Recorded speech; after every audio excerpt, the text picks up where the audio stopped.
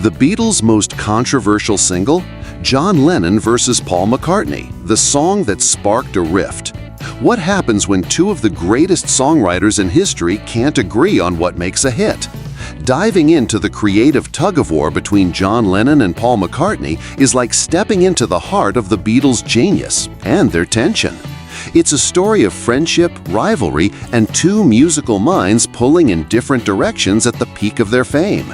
In 1967, just after the tragic death of manager Brian Epstein, the Beatles were preparing to release a new single.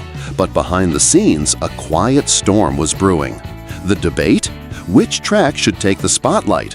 Paul's melodic Hello Goodbye or John's surreal masterpiece I Am the Walrus? McCartney's song was chosen for the A-side. Lennon, however, was furious.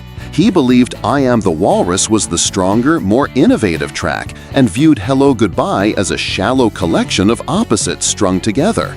To him, it felt like pop candy with no substance, what he later mocked as 3 minutes of contradictions. But was he being unfair?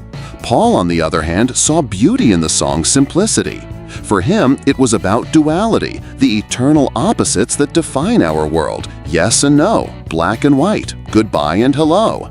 Inspired by a spontaneous wordplay session with Epstein's assistant, Paul turned a game of opposites into a chart-topping anthem. But Lennon wasn't convinced. He felt the song screamed McCartney, calling it a calculated attempt to write a hit.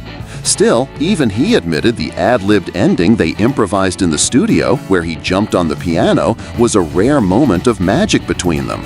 Ironically, the part Lennon loved most was one that wasn't even planned. While Paul was embracing harmony, Lennon was pushing boundaries. And though Hello Goodbye soared on the charts, Lennon remained loyal to his psychedelic B-side, I Am the Walrus, believing it represented the true spirit of the band's evolution. In hindsight, it's a fascinating contrast, the sunny optimism of Paul versus the darker depth of John. This single release captured more than just music, it exposed the growing cracks in their creative vision. So, which side are you on? Are you with Paul's polished pop or John's wild genius?